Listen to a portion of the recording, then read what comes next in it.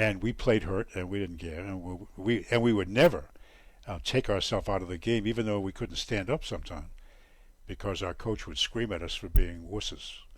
Stay in there. And I could tell you stories about that one, but I won't. We are just about out of time this morning, so... Folks, welcome inside the Parisi Palace, high above 2919 East Broadway. This is a special edition of the Jake Feinberg Show. Coming to you live on Power Talk. Please go to our website, powertalk.live. Download all of our live local programming, including the Jake Feinberg Show, Solomon on Blast, and the Jim Parisi Show. And we thank you for making us part of your day today. Without further ado, I want to bring in a cat who has been really waxing poetic literally for years, and a guy who is a major influence for me and many other cats around the world. Abiodun Oyewole, welcome to the Jake Feinberg Show. Yes, thank you for having me. It is an honor to connect with you, my friend. Really, truly an honor. This morning I was lucky enough to... I was in a thrift store here in Tucson, Arizona, where I'm based, and I'm gonna play this. I want to play something, an instrument. I want to see if you can identify it. Okay? Okay.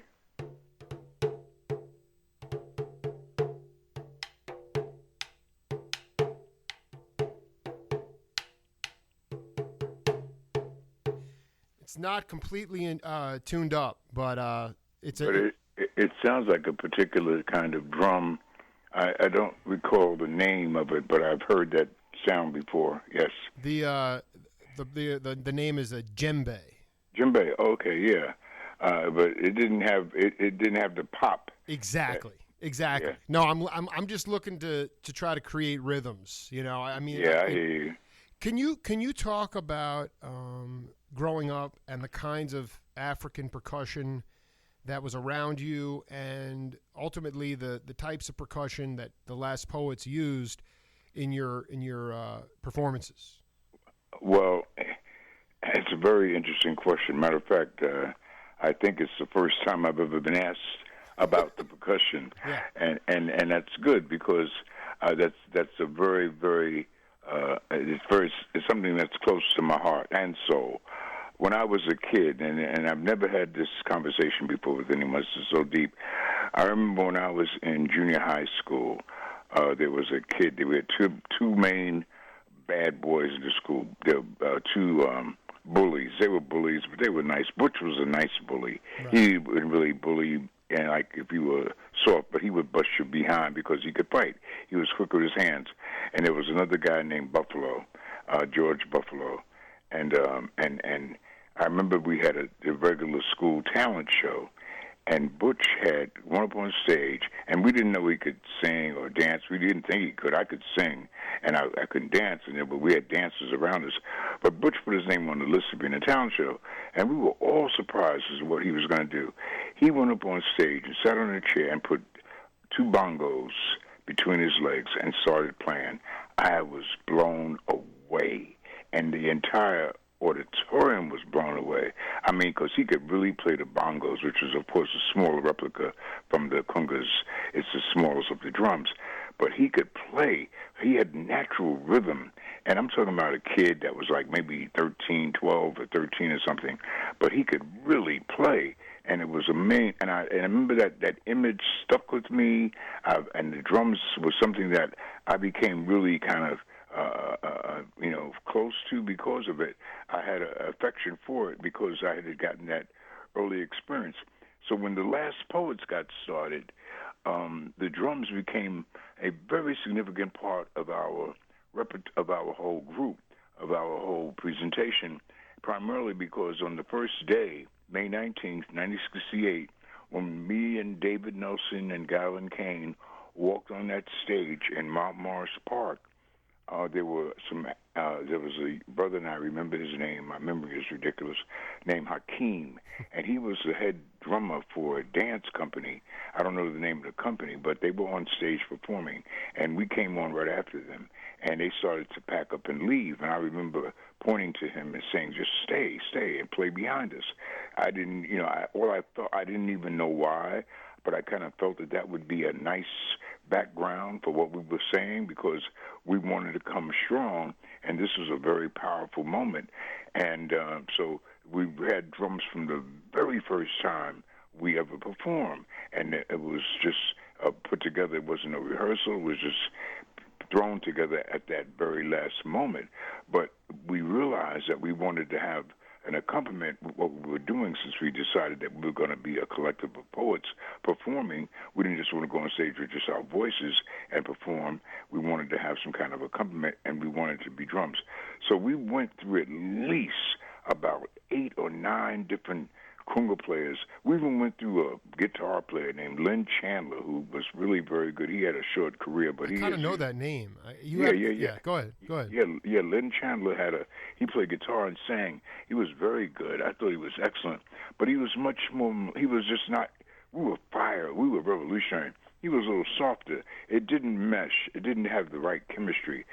Then we ran across Elijah, whose name was Raymond Hurry at the time. And he was a short guy, about the same size as Marley.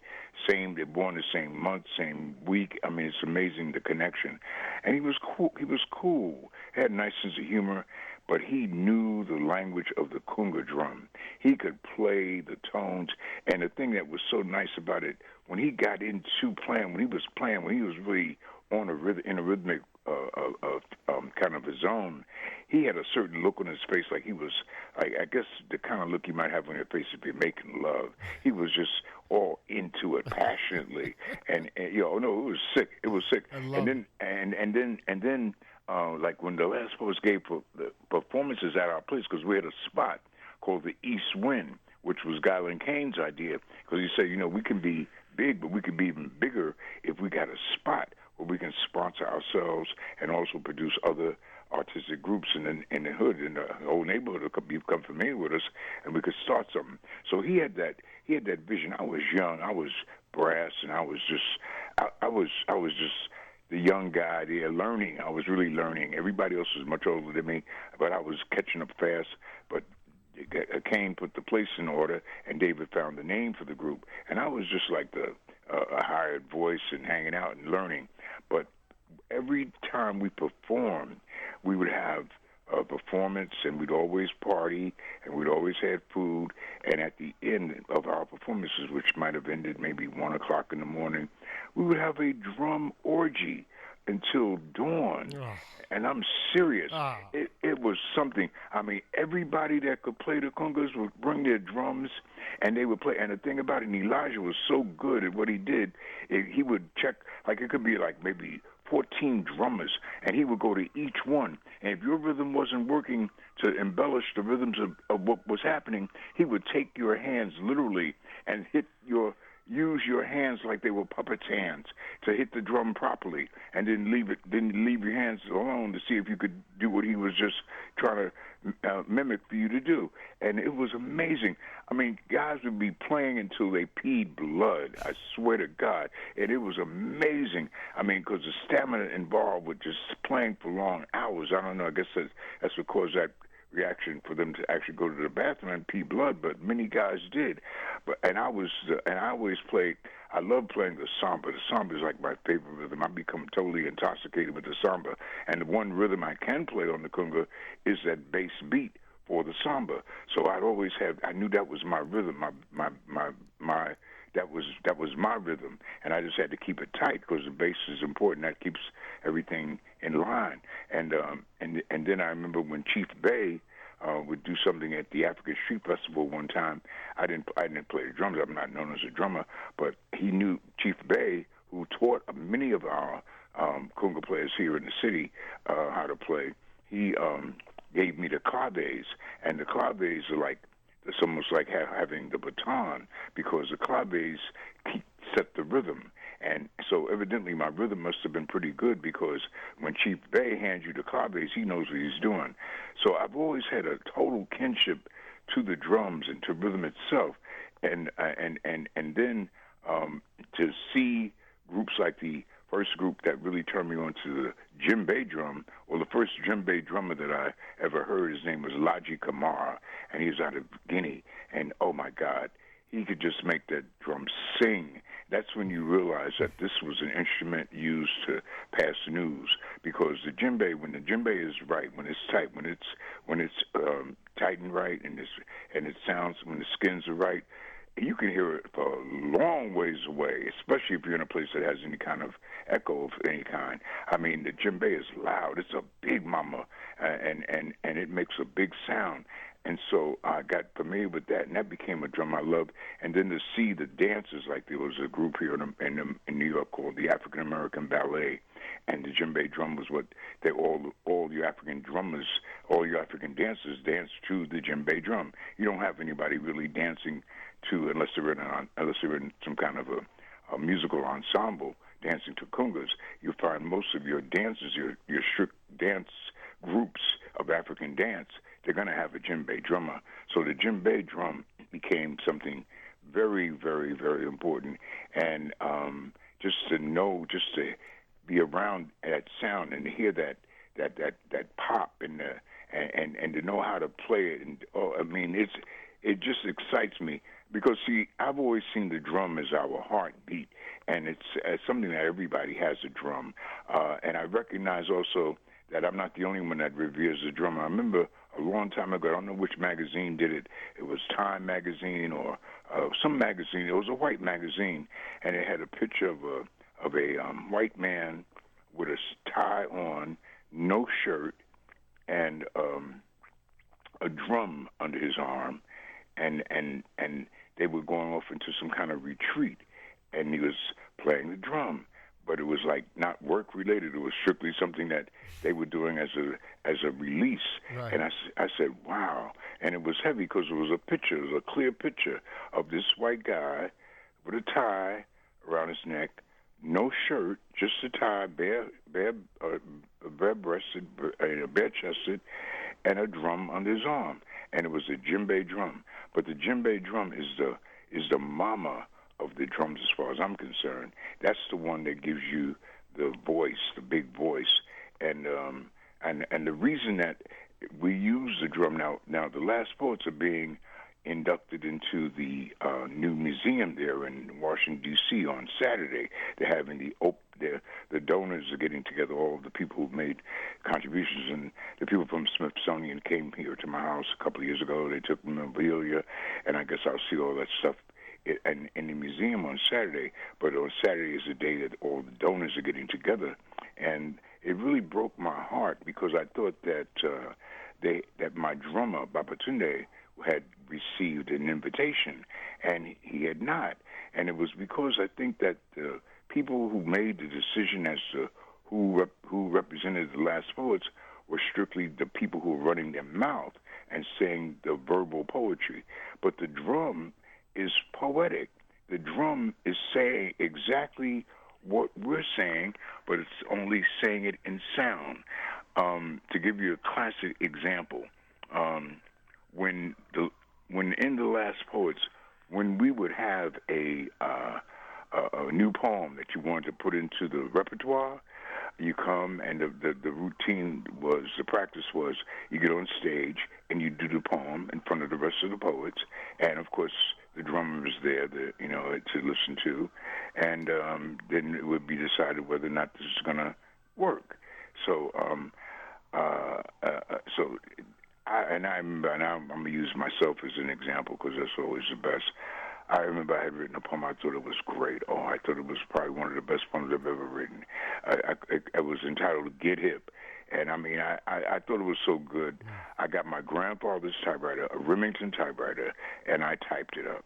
And it was a 2-page poem, and I felt proud of myself because I had not only written it, but I typed it, and I came prepared. And I got on stage, and David was there, and Cain was there, and Elijah was there with his drums, and he always had his drums close by. And he's sitting in a chair right next to his drums, and the drums were always in a duffel bag. But I'm going to tell you something.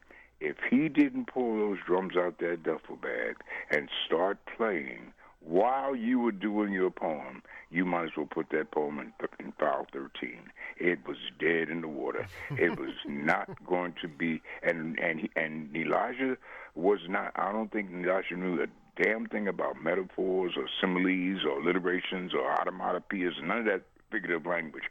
but he knew about feeling. And if he couldn't feel it, he couldn't play. And there's no poem that the Last Poets did, and people can check the record of all the albums we did with Elijah. He never plays the same rhythm behind any poem. Each poem had its own personality, and he consequently had its own rhythm. And he knew the language of the drum. So I got up on stage, and I read Get Hip with all the veracity and just saw the fervor I could muster up. And he didn't even look at his drum. I felt so bad because he was not only our drummer, but he was a good friend of mine, and he never looked at the drum. The poem was dead. And then Kane looked at me. He said, "Man, we're not reading that crap on stage, man. What kind of crap is that? You venting about the people where you were raised. That's who you are." He said, "Man, that's a BS poem." And I said, "Oh my God!" I felt so bad. I wanted to punch Kane in the face. Because somebody, after you've taken time out to write something and you put all that energy into it, and I typed it up too, and now you're gonna be told that it's garbage.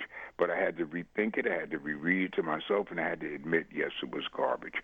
And in Elijah, he didn't feel it, and if he had felt it, by the same token, when I wrote Two Little Boys, which is one of our popular poems on the very first album, it's a poem about two young junkies, and I mentioned an episode in there about them eating in Sylvia's, which was a soul food restaurant in Harlem, and how they tried to run out. And when I got up to get them, to stop them from running out without paying, and the owner, Sylvia herself, stopped me and said, "Those are two of our junkie babies, and I'm just glad they got something to eat."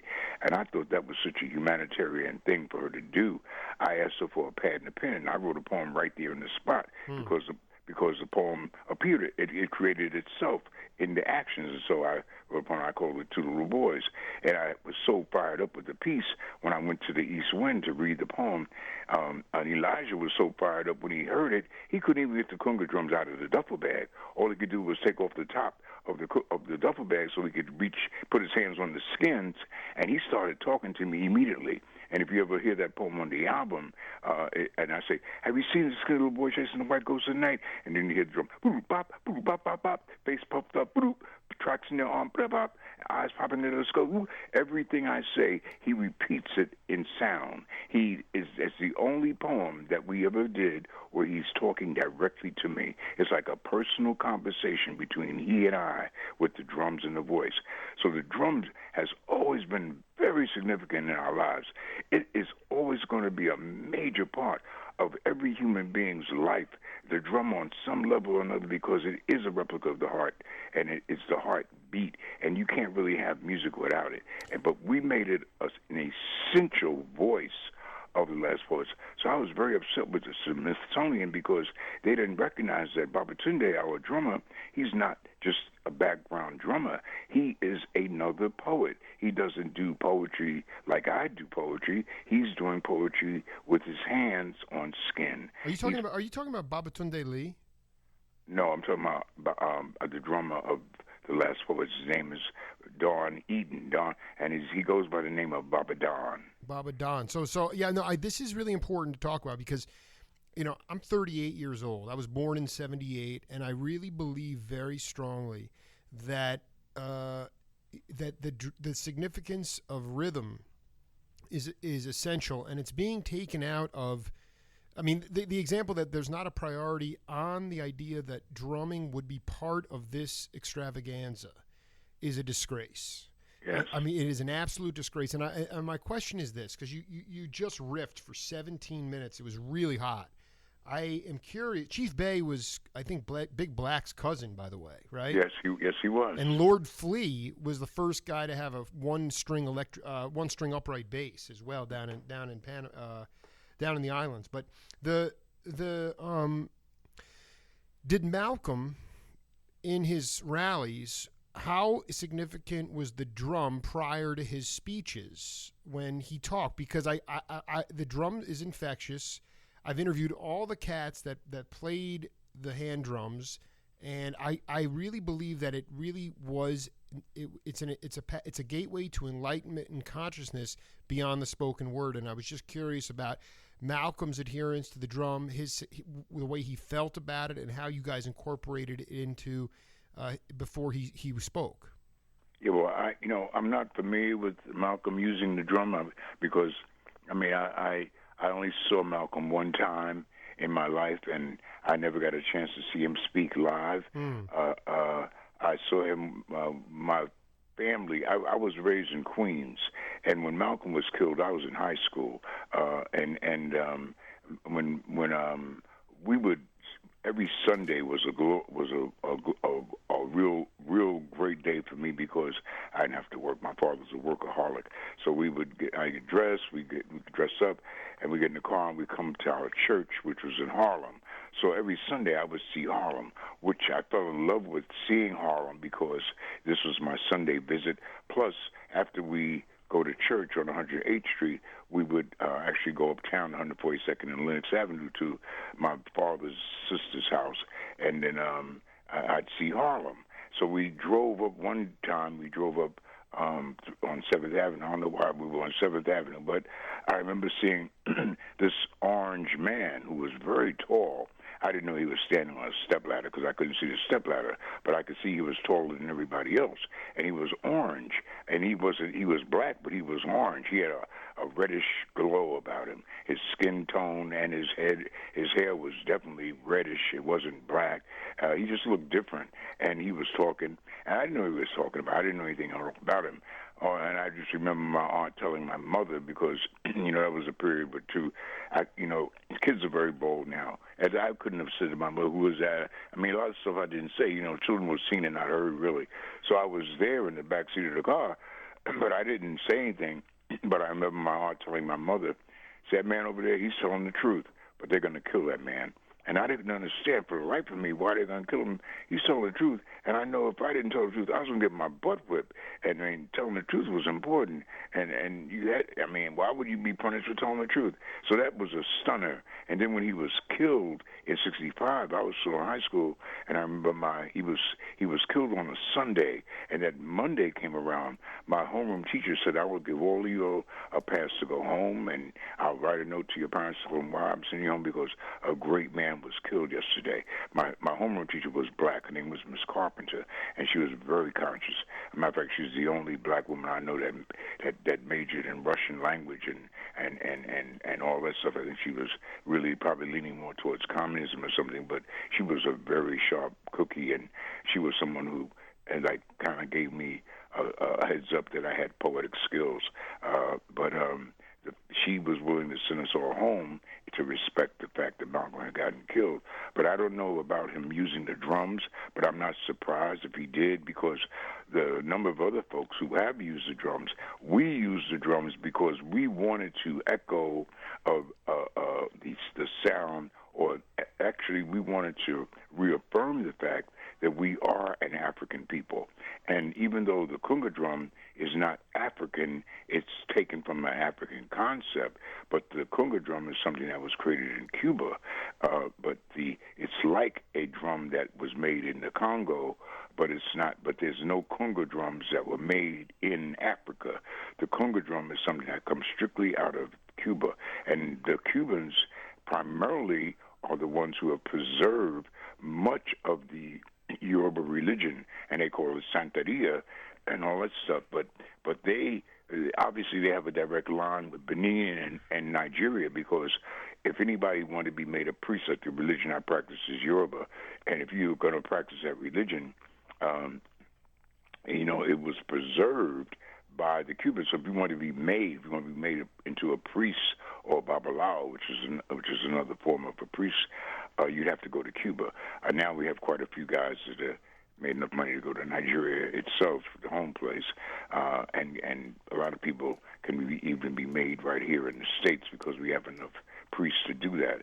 But the drum is an essential part of it, and so when the Smithsonian people when I realized they didn't have an invitation for Baba, it really hurt because they were seeing Baba as a background musician for a group, when in fact he is a part of the group, an essential part of the group, because the drum, when I introduce every member of the group, I always say, and the heartbeat, Elijah and now Babatunde. We would not be able to do what we did if we didn't have the percussive sound of the drum backing us up. That's where we're coming from. You take that away from the last poets, you don't have last poets. You just got poets. Well, I mean, Abiodun, you said before. I just want to go back in history here because you mentioned about passing news through the language of the drum. And right. So much, in the early 70s, which is the time period that I have really honed in on my show, the 65 to 75 pre-drum track, pre-disco, pre-crack cocaine, whatever you want to say it. I mean, it was just this infectious time, right, and this cross-pollination of music. And so, but I want to be clear. I mean, can you talk about passing news through the drum? To me, if I go back in the lineage of this country, my understanding of it is Napoleon could not penetrate Haiti. He could not do it. There were war drums there. The people were so inspired. To me, it's one of the most unsung stories of all time. Therefore, the French sold off Louisiana to the United States because the white slave owners were just that much more vicious. But yet they allowed Congo Square. Could you just tell me a seminal story about the power of the drum at that time in Congo Square? Because it's turned into a tourist attraction now. And yeah, I know. But you see, break it down. The fact is that the drum was forbidden to be played in America, and a lot of people don't realize if there were two things that happened in the early stages of slavery. There was some Africans still remembered some of the language that they had spoken before slavery, so they weren't really trying to get rid of it. But if you were caught speaking an African tongue, then they cut your tongue out. And if you were caught playing the drums, they would cut your hands off, and they would do it in public, so others would be totally intimidated and afraid to do that. And so, but then and I don't know why, but they did allow, the only place that we know of, and you mentioned it, is Congo Square in Louisiana, and the only day that they allowed it to happen was on Sunday. So Sunday was a day when guys that could play the drums would get together and play the drums all day in Congo Square from sunup to sundown. But I found out in going to places like Guadeloupe and Martinique that the drum was very big throughout the entire island. The drum never died. The drum actually is really a hallmark of many of the islands. They still revere the drum because that is a direct connection to our DNA, to our ancestry. It's the first AT&T. I mean, that was really that was the communication. I dig. That was the communication device. And like you say, yes, I mean, you're hearing about 20 guys on some djembe drums with a very powerful rhythm going on, and that sounds like war. I mean, your adrenaline starts to run. I mean, it affects you because it is the heartbeat, and it affects matters of the heart. It affects your whole psyche, and it's a very powerful tool because it is really a kind of it's a case of understanding the science of vibrations, because that's what the drum is. It is a vibration that not only you can hear, but you can feel it, and you can feel it in your bones. It's not like something that when you hear a guitar, there's a certain sound, there's a melody. Same thing with the piano and all that, and bass as well, and all the horns and everything. But the drum touches other parts of your body, other chakras, so to speak. And I think the main one that it touches is your heart and your soul. I think it covers both simultaneously because it's a vibration that goes deeper than just what you're hearing, but it's something that you can't help but feel as well. So it became, and if you understand how to play, and that's one thing I love about our drummer. You don't beat the drum, you play the drum. I mean, he always likes to show his hands and say, "Do I have any calluses on my hand?" No, I no calluses on my hand because there's a way to hit the skins so you don't ruin your hands. If you know how to play, you don't have to beat on the drum to the point where your hands begin to look like feet. You know, you can have beautiful hands and play the drums, but it's a matter of how you play. And Babatunde, our percussionist, is truly a master drummer, and he has gotten a lot of young people. We have a kid named his name is Miguel Russell, and he lives down. His father moved from Harlem, and they're living in Florida someplace. This kid is a prodigy. I mean, at 8 years old, he was playing drums, playing the congas like he was born with a conga in the womb. I mean, the kid is unreal, and I keep tabs with him through Baba. I say, is he still playing? He says he can't help but play. He has to. There's nothing in the world will stop him. It's like he's already on his path. I mean, it's an infectious thing that once you know how to play and you know how to use a drum, you can't turn away from that. It's a sound that resonates with everybody, and it's so simple. And when you look at the drum, it's a replica of the human body. It's skin over bone. That's all we are. I mean, the bone happens to be wood, but it's skin over top, and you're playing it. And there's nothing else that can touch that. I mean, it's so simple and yet so complex. And I love it because for centuries we've got a bunch of different cultures, Japanese, Africans, the Native Americans. Everybody uses the drum. The drum is vital. Of course, we're centering in on the African drum, but the drum throughout internationally is very, very important. Abiodun, can you talk a little bit about, in general, if you feel that what am I trying to say exactly? You just been riffing so hard.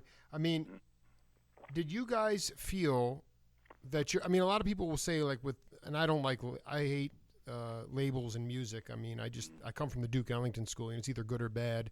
But a lot of cats would say that in today's world that black patrons don't understand their own cultural their music, their own art form. They don't support it, and on the flip side, at the time that you were coming of age, were there blue-collar African Americans who, because it was more, jazz at that time was definitely more bucolic. It was more tap your foot music after a hard, Art Blakey used to say, my job is to wash away the dust of everyday life when somebody comes in, but it was more blue-collar. And I'm just curious if there was more of an adherence to the lineage of the drum and the music and the understanding that it was from Africa. I mean, you were very articulate before by saying it wasn't. I'm interested by that. But I just wanted to know if the education of the African Americans at the time was important and was there and was evident to you when you were playing and riffing poetry. Yes, absolutely. Listen, there are certain things that you can't take away, and having the drum, it brings it home. I don't know anyone who's really been turned off by the drum, and if a person is, then I don't know them because it pulls people in.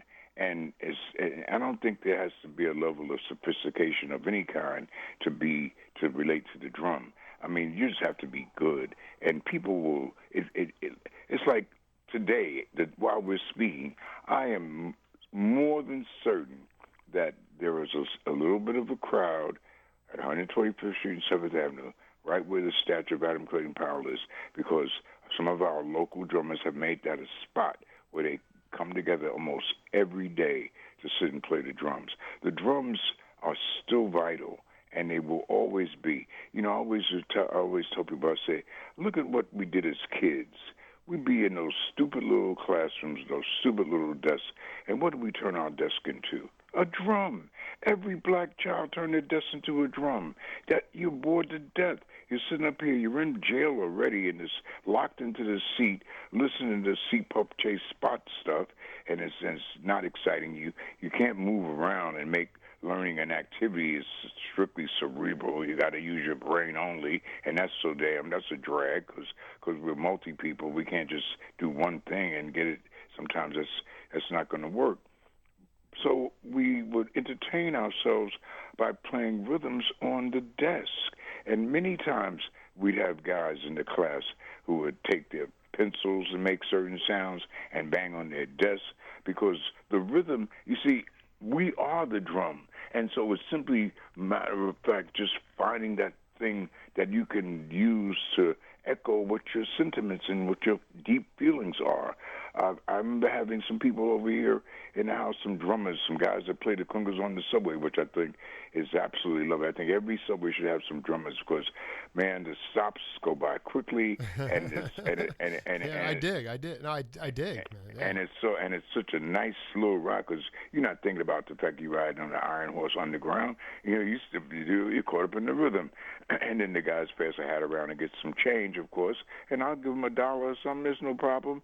But so I befriended some of these guys. Well, the guys knew me, and they came over to the house, and they had their drums, and it was just so happened that I was hoping Babatunde would show up because he's my drummer, and he did show up, but he didn't have his drums. And so I'm saying, damn, I wish he had your drums. And he just looked at me crazy, and he started playing on top of my bureau.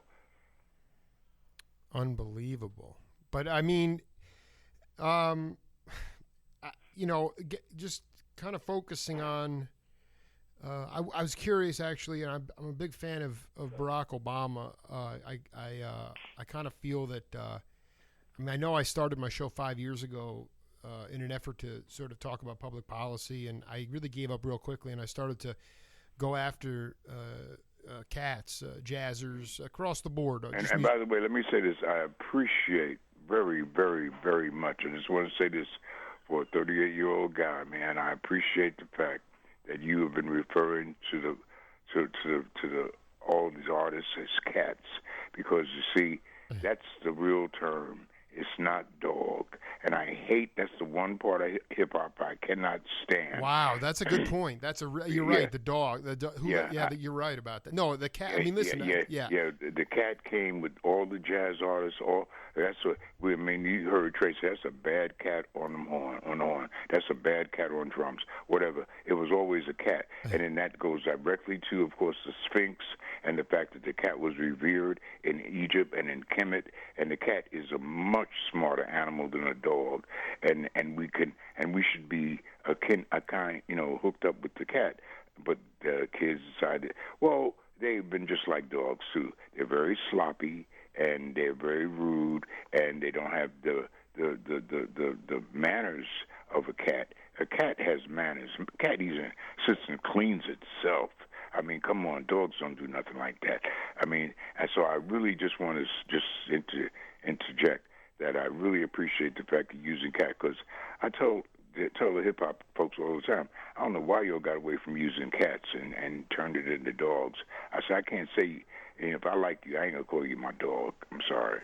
Yeah, I mean, there's something there to be said for, I'm not going to even go there. I'm basking in the glory of your compliment. But I mean, the truth is that, the cats. I mean, after a while, when you talk to Randy Weston, when you talk to Babatunde Lee, when you talk to Ray Mantia, when you talk to Candido, you realize that these are. I mean, listen, this is about.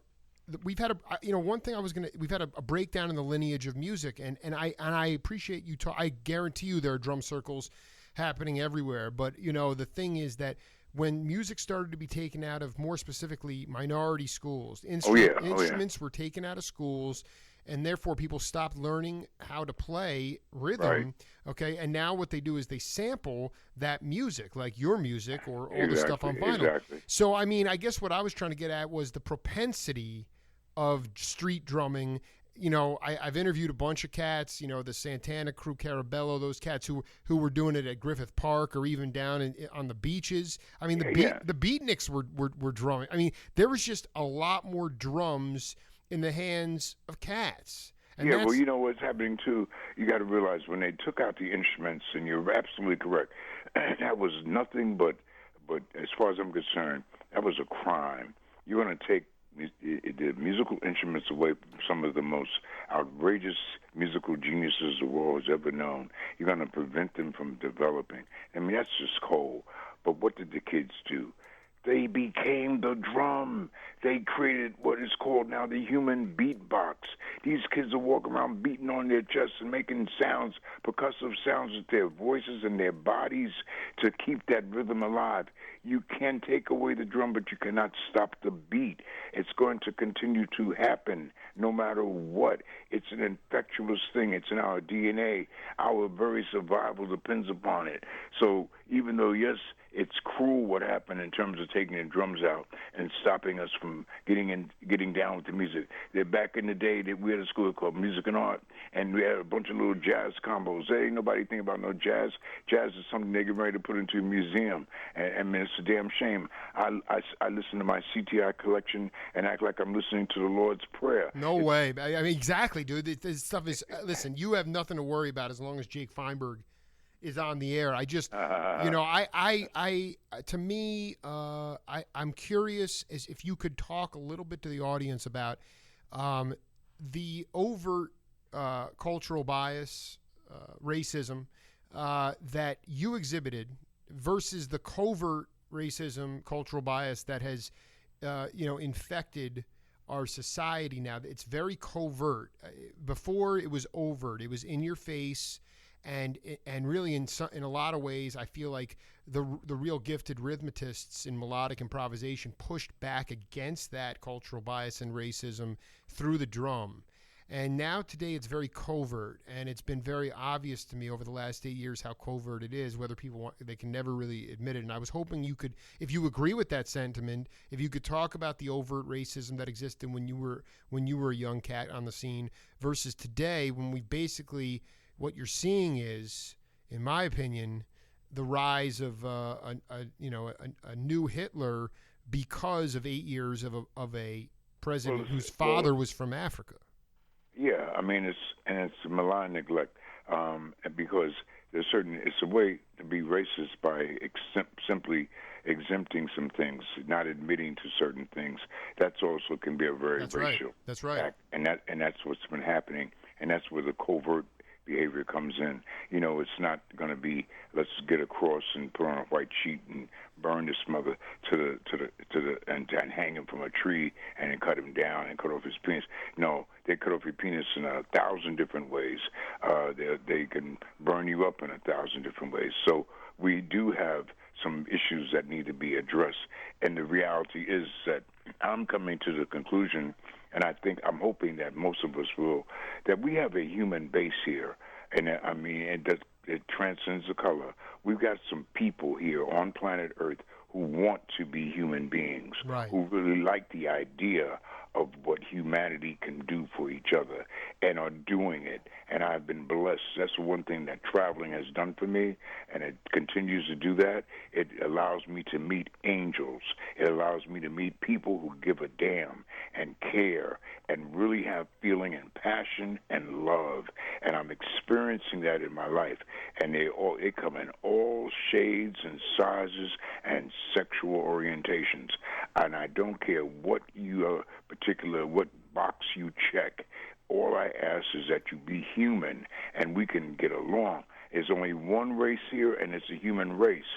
And unfortunately, we do have some people who are so insecure and so messed up that they would like to control and dominate. And consequently, they're messing up things for everybody. It's like I told some people the other day, I said, I've been lied to and you've been lied to. We've all been lied to. And why these lies persist? Now we've got this guy, Colin Kaepernick, who's not pledging and all that stuff. And so a lot of stuff is coming out. People are drawing lines. He's simply trying to point out that the system that talks about justice for all is not fulfilling its promise, and he wants them to at least step it up a bit. There's been too much of recent dates of young black boys getting shot down unnecessarily, and then the cops walking. Nobody's found guilty for this. Like, we're just asking for bullets to die, and nobody's going to be held accountable. We see it. People got cameras. We watch somebody get choked to death, but nobody's guilty. I'm sorry. Everybody can go home free. We get another job. I mean, it's yeah, no, okay. I mean, they say that, well, he was selling illegal cigarettes, but he didn't deserve to die. I mean, I it's don't who's care what choking the he guy was. to death. I mean, and then the guy who takes the video goes to jail. And then they said to him, and when he filled his arms, that was resisting arrest. He was a big black man. So if any kind of action that I don't want my hands cuffed was a resistance of arrest, I disagree with my kids, because they said, well, Pops, he was resisting arrest because he threw his arms up like he didn't want them to put the handcuffs on him. I said, well, who voluntarily puts their hands in a position for the handcuffs to go on him? I said, he didn't swing his arms. He didn't knock any of the cops down. And as big as he was, I think I'd have gone bananas. I'd have been bananas in the jungle for real if they tried to put handcuffs on me, and I felt that it was wrong. I think he was very calm, and he was calm enough for this white cop to jump on his back and then pull him down like he was rodeoing a cow, and then tackled him and then squeezed his neck so much in a chokehold that took his life away. That's murder, and I'm sorry. And yes, we've seen too much of this, and so there's an overkill in terms of what's happening to us, not to use a pun, but that's exactly what it is. It's an overkill. And so Colin Kaepernick speaks out, and now people want to hate on him. And I love the fact that here is a classic example. We're talking about a real American product. Here is a half-white kid. I mean, this is great, who was adopted by white people, and he's a quarterback. He's given $48 million to play football, and he's got a conscience. I love it, and that's one reason why I love LeBron James, because he has always pointed out these issues that we need to be concerned about. You got this big platform. People are watching you religiously, and your people that are watching you are suffering at the hands of police brutality and inequality in so many other areas. And this should be the country of land of milk and honey. We should all have peace and love here. There's no reason not to. We can all get along, and we need to, and there are ways to do that. I know that we got some germs here, and they're not all white. Some of them are black. Yeah. But all the germs need to be eradicated and dealt with. Is it come back though? Can you? I couldn't ask anyone better, because I mean I've interviewed Richard Davis, the bass player, 2 times. That cat would be hands down the best classical symphonic bass player. He would not get gigs because he was black. I know. He devoted his whole last part of his career at University of Wisconsin to getting people to understand we are all one human race. Yeah. Why? But here's does this all trace back? Truly, is this all, to me, that there's a combination of guilt, manifestation of guilt. Not only have we trashed in a covert way and disrespected, even though Barack is still, I mean, he's 58% approval rating, and I think it'll be more like 85 or 90% in 2 years when he has his library in South Chicago and all this stuff. But it's like, hey, is it all based on the original sin of this country, that white Americans see a changing country, really, on the surface, Colin Kaepernick is the greatest story in the world. So is Barack Obama. Then why is there so much hate? Is it because of the original sin of slavery? I'd just like to get your thoughts on that. Well, slavery was profitable. Slavery was the money. I understand why they dealt with slavery, because this was a land fertile, rich, waiting for ripe for picking. And white people tried to pick the cotton themselves at first, and they couldn't because the sun was kicking their butt. And so they had to and the natives weren't going to do it. They tried to make them slaves, but they could run away and hide. And they knew this terrain. They knew where to go.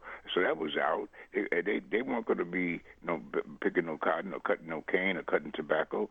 And I don't know who came up with this brilliant idea, but they said, I know some people who can handle the sun, and they've got energy, and they'll work, and if we can get them, we can get everything done, and we can just have them as our slaves, and they'll work hard for us, and so forth and so on. I mean, and then people only realize that in the Star Spangled Banner, that anthem that Kaepernick sits down on, Francis Scott Key had a line in there that said, "There's no refuge for a slave, not even after he's gone through all them pains and misfortunes. Even when he's in the grave, there's no refuge for a slave." And that line was taken out of the Star Spangled Banner. Anybody can get online and read it. Wow. That's a wicked line. I mean, here I am, a slave, and there's no refuge for me. There's no chance that I'll ever be anything else. Even if when I'm dead, I'm still be a damn slave. This is ridiculous. And when the fact is that we were never slaves, they tried to enslave us, and they tried to make us slaves. We were African people who were put in a situation to be called slaves, and then to be further embarrassed by having said that we were just 3/5 of human in the Constitution. So there are a bunch of things that people can say creates guilt, but the reality is that you also have to recognize, I mean, I hate to say this, but there is a part about the victim taking a responsibility too. And black folks were put in this situation mainly because we had some other black people who did not like the black folks who were put on the boat. And that's the thing that a lot of people don't want to come to grips with. Sam Greenlee, who wrote a book called The Spook Who Sat by the Door, and he was a good friend of mine. He passed away about a year or so ago, maybe 2 years now. We had a conference that we did a speaking engagement at Howard University some years ago, and we were sitting in the room, and we were talking, and he said, "Dune, I know you talk to a lot of young people. I want you to make sure that they change that expression that they always use." I said, "What is it?" He says, "That the white man divides and conquers. He doesn't do anything of the sort." And I said, "Well, what do you mean?" He says, "He conquers the divided." Wow. I said, "Wow." And then when that I thought is so great. I mean, I hate to, I really, well, go ahead. Keep riffing. No, so when he said that, I thought about it. I said, "Wow." I said, "You're absolutely correct." Because when the slave merchants came to West Africa, they talked to some Africans and said, "We are looking for some people. Do you have some people? We got some trinkets and shiny things that we'll give you for some people." And the guy said, "Yeah, I got some people for you."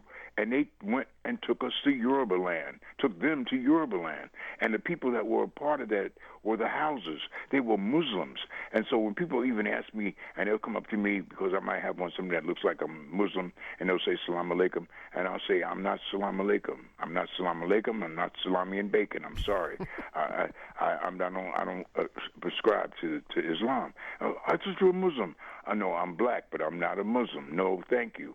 I would never be a part of a religion that worked hand in hand with the slave trade." So we have that to deal with as well. And I'm not going to take away the blame that we have in terms of blame how important and significant the role was that we played in our own enslavement. You know, we can't just put it all on white people, but they use us for profit, and everything that's still based on profit. Dr. King was killed because he was hurting the purse strings of America when he started coming down on that money war. Vietnam was a money war, and he started making speeches about that directly, and he put his name at the top of the list to be wiped out. Anytime you start talking about the money aspect and you put a dent in the financial possibilities that could happen here, you put yourself in harm's way. You become public enemy number one. We have a healer that was just killed. I just wrote a poem about him. His name was Dr. Sabi. He was killing the American Medical Association. They'd already put the man in jail for practicing medicine without a license. But what was Dr. Sabi doing? Oh, he was just curing people of HIV and curing people who had leukemia and curing people who had other forms of cancer. He wasn't giving them treatment. He was curing them. And that's a problem. This country can't use cures. A cure is not profitable. If I cure you, how am I going to make money? I need you to take this pill and come see me next week and keep that regimen going so I can get paid. And I can have my house, I can have my yacht, I can have a nice car. And so you suffer and you have little side effects. You can live with it. You know, I got to get paid. So it becomes a money game. And that's what slavery basically was. And because I am sure there are thousands of stories of some real harmonious relationships between some slave owners and his property. And I'm sure we know that there was a lot of lovemaking going on because there's a whole bunch of folks that attest to that by virtue of the fact that we got a whole bunch of beige people running around here that came about because of the connections with with many of the white folks during that period.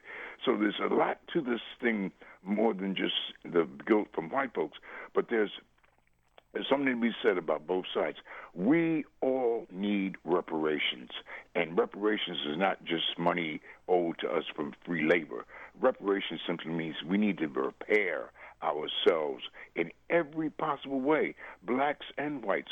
Black people need to feel more confident and recognize who we are and recognize our status without being so overbearing to the point where we're going to have to put somebody down to lift ourselves up. And white folks need to recognize who we are, the gift that we brought to the country, and come to grips with that and realize that we work much more. You know what was so classic to me, to give an example, I'm talking about, I love the Olympics. I thought the Olympics was fantastic because every time you see black folks and white folks working together and cheering and they're getting gold medals, the gymnastic team got the gold medals, and it's all mixed team, and you got the black girls on there with the white girls, and they all loving each other. That is fantastic. The swimming team got black swimmers. I never thought I'd see some black girls swimming and get no damn gold medal for winning the 100 meters. Black folks, there was a rumor that black people didn't even swim. I mean, this is a black person in the shot put. Get out of here. I loved it. So we can find a way to work with each other and make something happen and make America really beautiful and make it greater than what it is. And it has all the earmarkings, but it's going to take some work. And it means that some people are going to have to shelve some of their old, nasty beliefs and myths, because we're people here, all of us.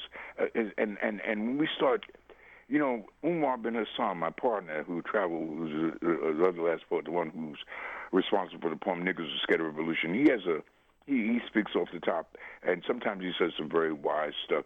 He has a thing where when he's speaking to the people, he'll say, listen, you know, I know you can be gay, you can be black, you can be white, you can be straight, you can be a bunch of stuff. He says, why don't you just try being human? Let's see how that works.